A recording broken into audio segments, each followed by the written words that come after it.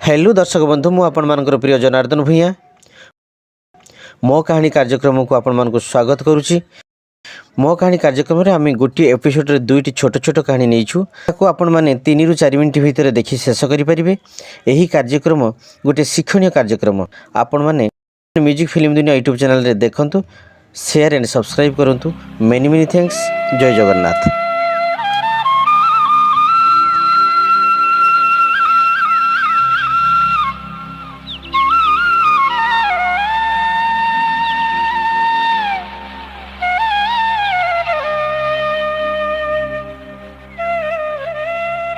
कि बेकार लोकटा म जड़े जाना शुणा लोक हो मो पाखक एमती मेसेज करवाटा कौन ठीक। मुझे बयस के सान हेबी। फेसबुक रे तो आम बहुत सारा फ्रेंड होचु। सामाजिक स्तर में से जड़े प्रतिभावान व्यक्ति बोली मुझे मो नंबर देथिली। मु बुझीपारुनी कहीं से मो पछरे पड़छंती। तांकर भी तो बहुत पिला चिन्हा अछंती ना। एमती मेसेज मो पाखक कहीं जे करंती मु जानि पारेनी। फोन कले भी सेमती कथबार्ता।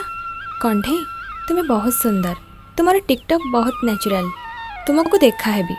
+2 साइंस फाइनल एग्जाम सरू कहला परे भी मु तुमको देखा भी। प्लीज सबु बेले मते प्रशंसा करी मेसेज करिवे आ देखा को मते रिक्वेस्ट करिवे।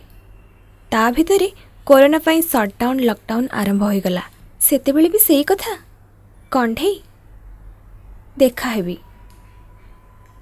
कंढे कोविड ड्यूटी पाई मो पाखरे पास अछि, मु जाई तुमको देखा है भी। से दिन किंतु मते बहुत राग लगिला। कोरोना रे किए मरिबो बंचिबो ठीक नहीं। कोरोना रे शटडाउन लॉकडाउन चली। गाँ को बाहर लोक तो अलाउ ही नहीं। मन को जहाँ आसला गाली देली। तापरे से मते आउ फोन की मेसेज करी नाहंती। 9 मास बीतीगला। भाविली मो व्यवहार तांको बहुत बाधिछि। मेसेज कली नो आंसर, कॉल कली नो रिप्लाई, सॉरी भी लिखिली, कथा है भी कहली, देखा भी हेबी कहली, किछि भी उत्तर देले नहीं। मते भी ब्लॉक कर नथिले। हठात से दिन सकाळे तांका नंबर गोटे मेसेज आसला। कोरोना रे बाबा आरपारी को चली जाइछंती, आउ फोन बा मेसेज करबनी। मो अजाणतरे आखिरो केटोपा लुह झरी पड़िला। पब्लिक प्लेस रे थरे तांको देखा हे जाइथिले बोधे भल होइथांता।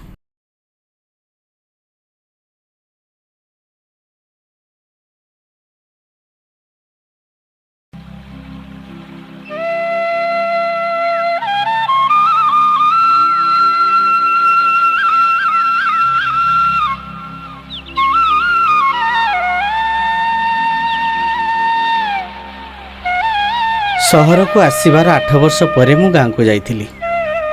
आम घरे काम करिथिबा हरिकका मते स्टेशन को नेबा पई आसीथिले। स्टेशन रो आम गाँ को 15 किलोमीटर रास्ता। बाटरे लुसीर गाँ। से गाँ को लंबा सड़क रास्ताटे 2 भाग करिछि। से गाँर मझी दे ऑटो गला बेले मु पचारली, हरिकका ए गाँर सनातन जेना को सान झियो लुसी के तुमे जानिछ? से हसी दे कहले भारी भल झियोटे। 5 वर्ष है तांकर बाहाघर सरीछि।